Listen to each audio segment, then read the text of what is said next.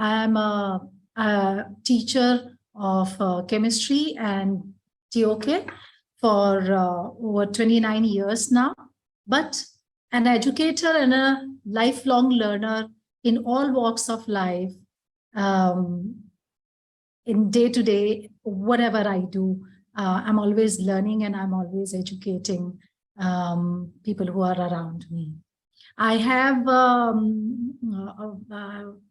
two daughters, and I'm very proud to say that they both are self-directed learners. And so I very strongly believe in this, focusing on this environment. And that's why I put down this subtitle there. It's a teamwork, how we create this self-directed learning environment. Now, the point is, what exactly is the self-directed learning environment?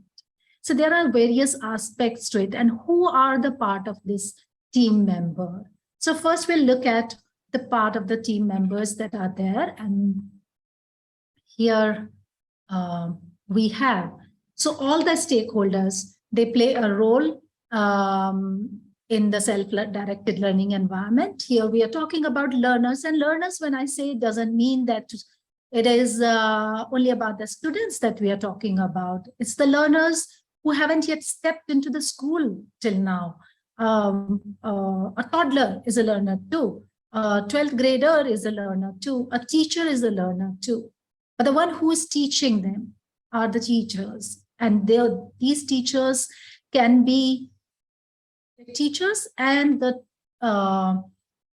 teachers that are, from all walks of life that are there. So we have all people from all walks of life can become teachers as well.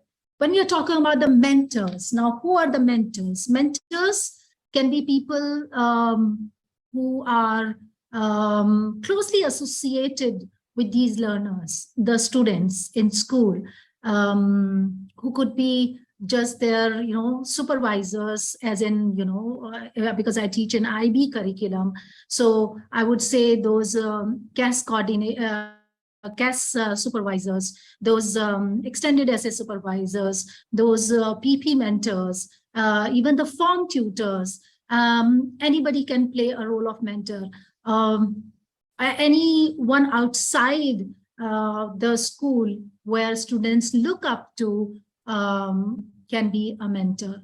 And most of all, I feel the parents play a role in the self-directed learning environment, where parents begin, when I said in the beginning, as a learner and parent has a good, that this understanding relationship has to begin from there. That's where we lay the foundation of self-directed learning environment. I'll give you just a small example. When a toddler bends down to tie the shoelaces and a mother or a father approaches quickly to tie those shoelaces, we are actually hindering that self-directed learning environment. What one needs to do is just let them make the mistakes and let them learn from their own mistakes. Allow them to do things for themselves. As long as that toddler is not harming himself or herself, it's a good idea to just leave it. And that's where you put your first foundation of self-directed learning environment. And of course, when they grow, as the story goes, the little ones, they say, because my mother told me so, so I am doing it. As they grow older, my teacher says so, so I am doing it. And as they grow further older, these learners at school, they say, because my friends say so, so I'm doing it. So peers play a major role in self-directed learning environment, where they exchange ideas with each other through various media. And that we'll be discussing in the next coming slides, how that all happens.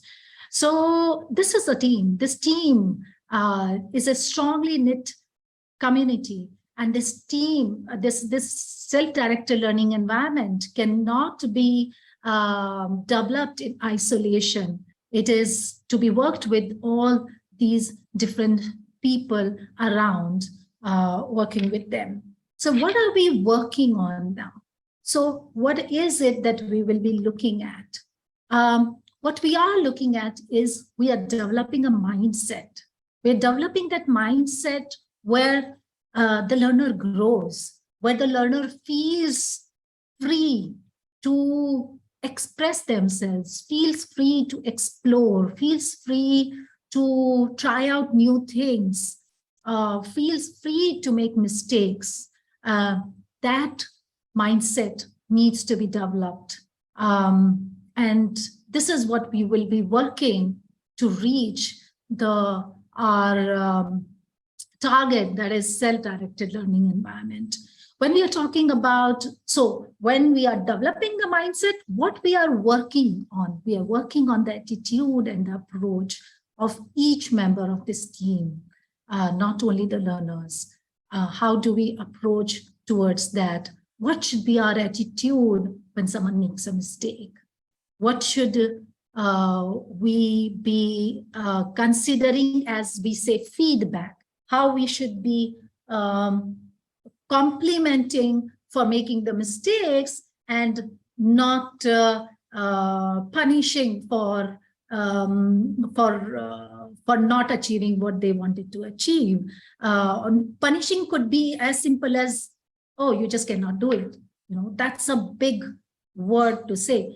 When I say all these things, I do not mean that condemning or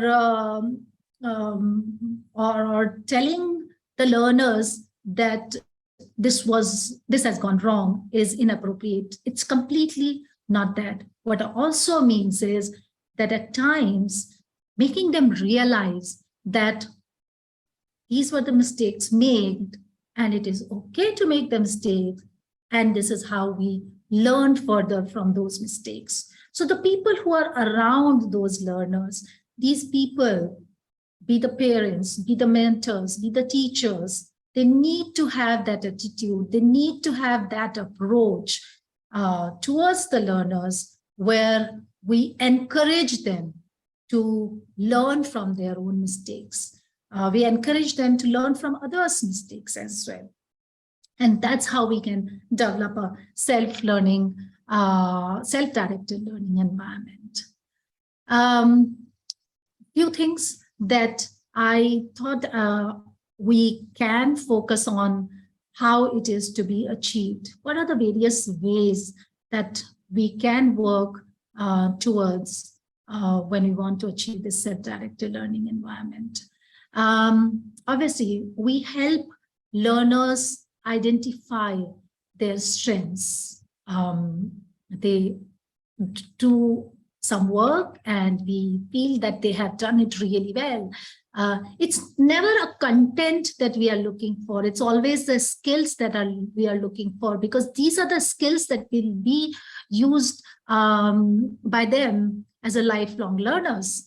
And so we focus on the skills. Content definitely falls into place once we have those skills developed well. So what are those strengths of that student or a learner? Helping them to realize their limitations. It is also, as I said, condemning does not mean that you are talking negatively, or those aspects of realization are also very important. This is important to tell them that these are the certain limitations you have, these are the certain weaknesses you have, and I think you need to work on that. Giving them ideas how to work on them. So now that we have helped them in identifying their strengths and limitations, what comes next is the guiding them to harness their strengths. They have their strengths, but they don't know how to work around those strengths, how to utilize them. So guide them how to harness those strengths. Guide them to develop strategies to overcome those limitations, what you have identified. Now, these limitations could be, as I see, sometimes students are able to, when a group activity is given in the classroom situation, if there are, say, 5 people, out of 5 students, 2 are working effectively and the other 3 are either wasting time talking to each other or perhaps engaged in some other conversations. So we need to identify that and we need to guide them. What exactly is expected from them? So those can be given through the when we strategize that for them, that these are the limitations you have, that these are the weaknesses you have. So when you have that, keep a check on that. Keep, as a parent at home, how would you do that? When a child has been assigned homework or something, we are not asking you to follow continuously today's homework, open the diary, show me the homework, this work needs to be done, show me the notebook, why it's not done, how much is it done, I'm sitting with you, or have a tuition teacher sat with them to go do the work. That's not self-directed learning environment. That's not what we are creating, the self-directed learners. What we want is that these students take their own ownership of their learning, take the responsibility of their work, and that they can only do when they know that they have these weaknesses, they have these limitations, and there's someone to guide them, to strategize that, how to overcome those limitations, and that would be much more helpful for them. Last but not the least, the most important aspect I feel is here removing the fear of failure, removing the fear of the doubtfulness, the disinterest, the dependency.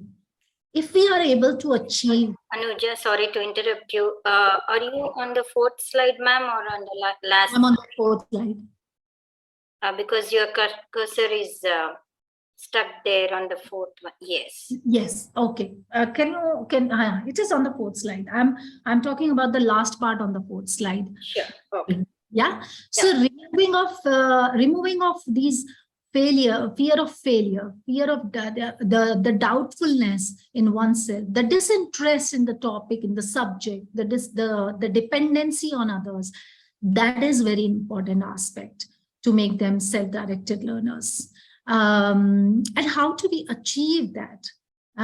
Again, giving that positive feedback by encouraging them, by motivating them, by allowing them to make mistakes, by welcoming their ideas, by allowing them to speak, giving them that kind of environment that they feel free to talk about it. And they do not have to, they don't shy away, they don't have to hide things, which is a very important aspect there. Now, because I have only about 5 minutes more left, I want to go to my last slide where I say, I think I'll have to just move this little high up so that you can see my slide completely. So what are the characteristics of self-directed learning environment? This is what I wanted to put down. And you see there are 3 different colors. So I'm starting with the learner to where and how of this. Now we're talking about first the learners. Who would be those self-directed learners? They would be those inquisitive learners who like to research and explore, want to find out by themselves. You would have noticed, even your toddler sitting with their phone at home tries to find out what's there on the phone. A 4-year-old can search for the YouTube videos, what he or she likes to watch on the phone or on the TV. So that's an inquisitive learner, and they learn pretty fast, and that should never be hindered. That should be allowed, but that again, in a healthy manner. What is expected is that they are guided in a way that they do not deviate from what they plan to learn or what you want them to learn at that age or the stage of their life. When we talk about the students who are, say, going from the grade 1 and above to 12, even college going, they should be reflective. They look back at their work, how much they know, and how they can improve on that. That reflective skills are also essential time to time. Talking about the skills, what skills do they have? Are they able to communicate properly? Are they able to communicate in written properly? Are they able to communicate orally properly? Or are they able to communicate in the social segment, fitment there? Are they able to do that? That is the point. So they need to reflect on the skills like communication, the social skills, their collaborative skills. Are they able to work together as team with other people? And are they able to work on a particular content or the topic of a subject? If not, then how they can improve? That all needs to be reflected from time to time. Now, this can be done in classroom, but it can also be done at home, where you can just have over dinner at the dining table, have a brief conversation about it. How is it going? Where have you reached? What are your targets? What you feel? Or I suggest, instead of I suggest, it's I feel that this looks pretty nice the way you are going, but you can further add to this. This is my suggestion there. So those are the various ways of communicating with these from the younger ones to the teenage students, how to make them more reflective towards their own work, that they work towards improving on what they have learned so far. And of course, when we are talking about make them responsible, when I said that in the last slides, that fear of doubtfulness, fear of failure, those are dependency. Those all come towards this thing, making them responsible. You can only make them responsible when you allow them to make those mistakes, when you allow them to do things by themselves. I'm a teacher, but I feel sometimes when we just give this idea of, hiring a tuition teacher and helping them out to do that work for them. Yes, it is guided at times. It is required, that guidance at times, but let them try it themselves first. Let them do it themselves first. And if they are not able to do it, if they feel that they're failing at something, they're not able to achieve what is there, some extra guidance is required. Yes, please. Another help is required. That's perfectly fine with that. But let them take the responsibility of their own learning. That is very important. Now, where it can be done, I think I'm running short of time, but I'm just going to quickly wrap it up.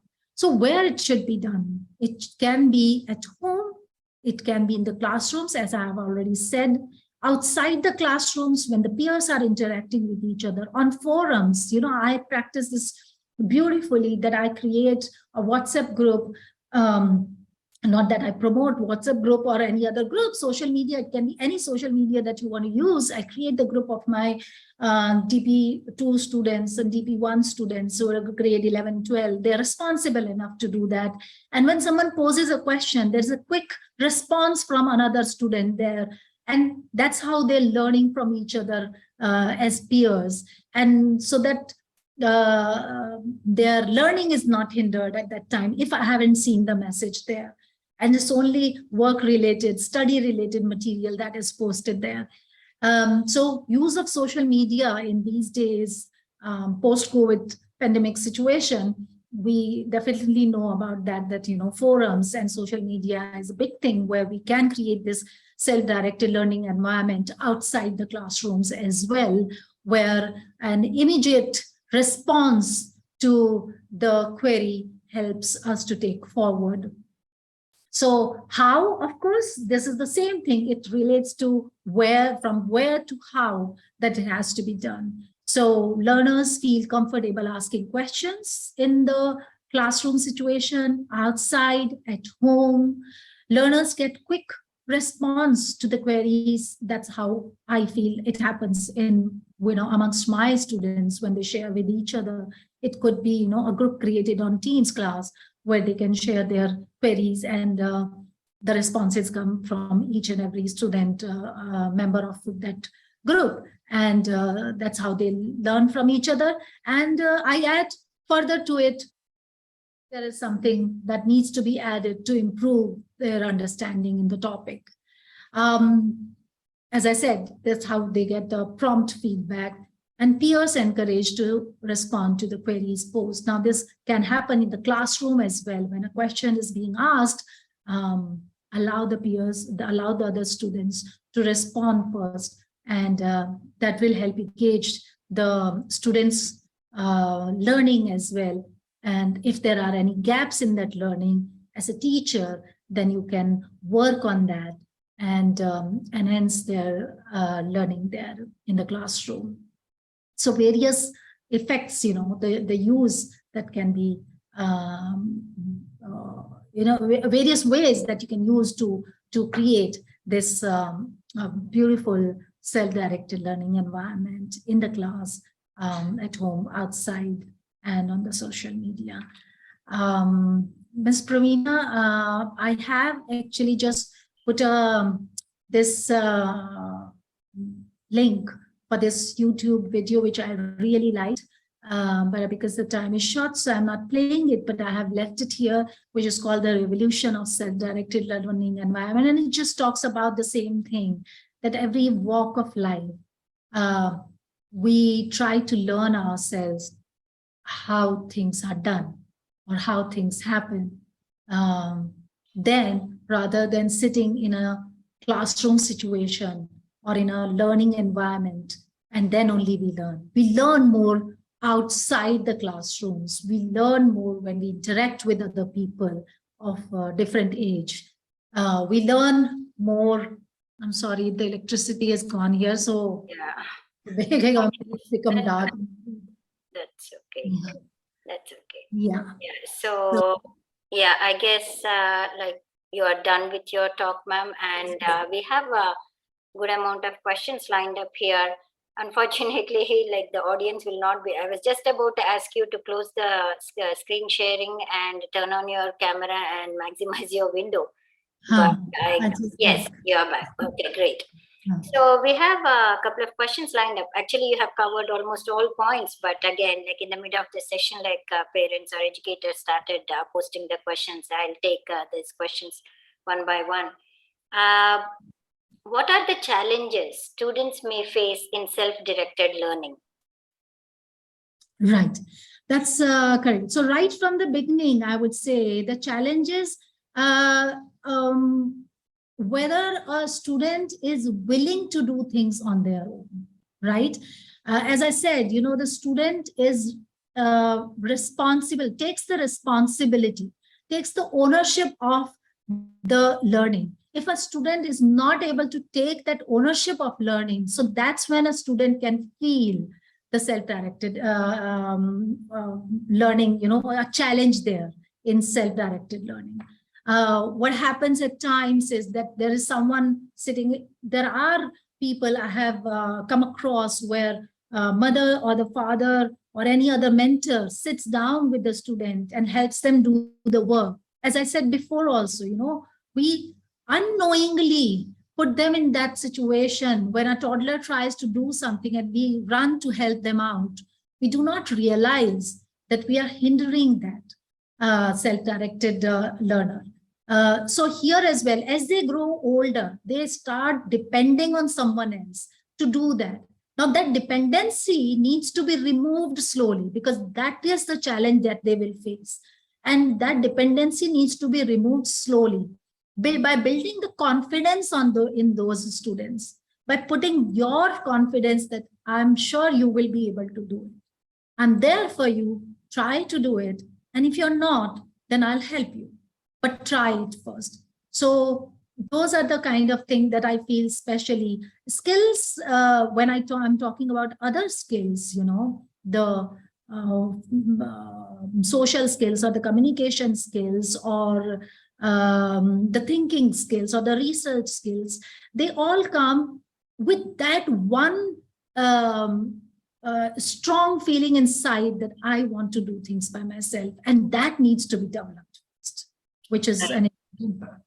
Right. So I guess my second question's answer is already included in the first question's answer. Okay, you just gave. The question is like this: can self-directed learning environment improve quality of life too? I guess it's yes. You have explained. Yes, absolutely. You got it. Yes, of course. When you are a self-directed learner, the dependency is less on other people. You are, and we see, when we learn anything new, you want to cook a new dish. Say, for example, in the kitchen, until you try it, you can't be sure that you can do it. So a self-directed learning is in every walk of life. Like this morning, when I was making this presentation, I wanted to use an app and I tried to figure out, but there was an issue with that app and it was not loading properly. And I tried to learn myself what needs to be done for that. Now I've learned it, but I haven't used it. That's another point. You're learning all the time. So yes, it makes you more, liberated there. Right. So again, it's again the extension of the previous question about curiosity, improving children's curiosity. In self-directed learning, self-directed learning about making the children more curious to learn is what, right? Yes. Yes. Absolutely. Yeah. I would say, as a parent of young kids, even at the teenagers, you go out for a drive, you ask them to look out and see things, notice things, and discuss those things with them. That's developing curiosity. If you're going on the road, why do you think this is happening this way? Ask them a question, pose it, have that interaction more and more instead of allow them to be engaged on their phones or some other gadget sitting in the car. I used to walk with my little kids on the road and I would be pointing out the different types of leaves there. So that's what you are doing. You are just developing the curiosity at every point that you get the opportunity. So this is an interesting question, ma'am. So how do you measure self-directed learning? How do you measure? So the measurement is that fulfillment that child brings, the child, it's not about the measuring in the terms of marks. It's about the confidence that a child develops, the confidence of showing that and you would notice that you're at home as a parent, in classroom, I notice the moment a child has achieved something, the contentment on the face, it's more like qualitative than being a quantitative measurement here. The contentment on the face of the child, that yes, I have achieved something today. Yes, I have understood something today. There's something new, and the younger ones will come and immediately share, I could do this today in my class. And that is, and just from there onwards, you just keep working on it, that it doesn't die off. And that's, you know, that your child has turned into a self-directed learner. Okay. There are these two questions. I would like to combine them and ask. It says, do you say currently learning environment of this kind of thing is not happening in schools? And what can school management do to bring about the kind of learning you're talking about, ma'am? Right. I would say in terms of Indian, education system here, we do have, it depends from not on the kind of curriculum you are teaching, but it depends more on from teacher to teacher. At home, it depends from parents to parents, how this self-directed learning environment has been created, whether it is happening or not happening. Yes, it is happening, but it is not happening to to what I would expect that it should be actually, or any other educators that we feel, that I see around me, don't feel that way, that kind of self-directed learning is happening right now. And the reason being for that is that that's our Indian mentality to help out the child, quickly. Whenever a child tries to do something, most of the times it's always, I'll help you out. I'll help you understand. I'll help you do that. So that, I would say, the kind of allowing them to do things on their own. And I said before also, allowing them to make their own mistakes. We tend to avoid that. We don't do that. And that's the reason why we have not reached where we wanted it to reach as the self-directed learning environment in most of the Indian schools. We go to the classroom, we talk about the topic, start teaching the topic, and we finish the topic and it's over. Where we call this inquiry-based learning, we do not pose many questions sometimes in the classroom. We don't allow them to think about why is it so, why it is happening in certain manner. So like in chemistry, I would pose the questions to them. Why do you think this is happening? Instead of saying, okay, today I'm going to teach you about corrosion. So I say, when you go on the road, have you seen the car rusted on the side lying down? Yeah. Yes, it is. Lying there on the side of the road. Yes, it is. What is it? Tell me what is it. They explain. So you prompt them more and more, ask them questions. So they start thinking about it. So the thinking abilities need to be developed to create this self-directed learning environment, and which is not happening that much. And that is what I would like to see in the future. Yeah, so I will take one last question here. Yes, if a young graduate is thinking of a career of teaching science in schools, what would you advise? I would say it's a brilliant idea. Because if a graduate is thinking of teaching, means the graduate knows how to maybe perhaps have identified what they did not see in their learning and what how they would like to impart that education further.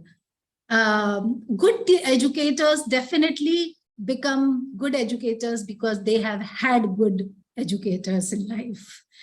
I was talking, right?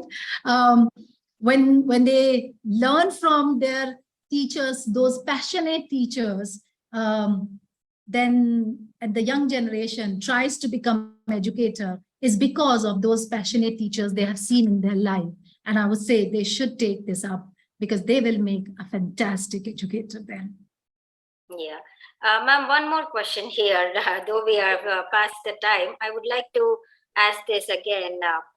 Do you think it's not a controversial question, but do you think certain school education boards like Cambridge or Ivy make it easier to have self-directed learning comparatively to other CBSE, the state board schools, in your opinion? As I said again, it is not about the curriculum. It is more about the approach of a teacher, how they want to teach it. So I can be teaching, as I said, I've just taken a topic here as corrosions, a simple one where everyone understands that. So I can be simply going, a CBSE teacher could be posing the question the same way as I have posed the question. But an IB teacher can also be simply going and asking the question, that, okay, today I'm going to talk about corrosion. But obviously, IB has certain rules, certain guidance, certain training of the teachers where they want their educators to impart that knowledge or to implement those ways of teaching through, where we have inquiry-based learning approach, where we want them to be more inquisitive about it. They inquire themselves about things. We allow them to research in the class. We allow them to explore in the classroom. We allow them to give those voice and choice where they want to research in a way and they want to present in a way. Yes, there is definitely a difference between that, which I feel, because having taught various types of curriculum myself, I have taught CBSE and ICSC and EdXL, IGCSE, Cambridge and IB, all of those. I do feel that liberty is given to the educators the way they want to teach in their classrooms in Cambridge and in IB, as that liberty is not there when it comes to the CBSE or an ICSE curriculum, because their just main focus is to complete the syllabus, and there's a certain pattern of the examination paper, and they have to work towards that. So they are limited, they have their own limitations there. That's the reason that they have to follow that. And of course, it has to come from the boards itself, that the approach they would like. Right. So having said that, do you think if we make changes to the school grading system by just having pass, fail grades instead of marks, we can make children more curious and self-directed in classrooms? When talking about pass fail, I feel we don't even need to have that pass fail. I would be completely against that as well. Marks is one thing, and pass and fail, there's that, as I said before, the fear of failure has to be removed. You're just a learner, you're learning, just keep learning, right? No one is going to fail. You can't fail, right? When that fear of failure is removed, then they learn. That's when they learn. Then they don't worry about it. Right. Then, they don't doubt themselves then after that. Right. So last not but the least, ma'am, as an educator, are you optimistic about the state of science education in India? I'm very much actually optimistic about it. And I know that it is developing many folds, especially in India. And we see that worldwide, so many scientific entrepreneurs from India itself. So definitely it's going to do well in the future as well. Great to know, ma'am. School Journal of Education and schoolreformer.com, thank you for the talk and for patiently answering all the questions. It was a lovely session. We also thank the audience for participating in the event, and we will end the session now. Thank you. Thank you so much.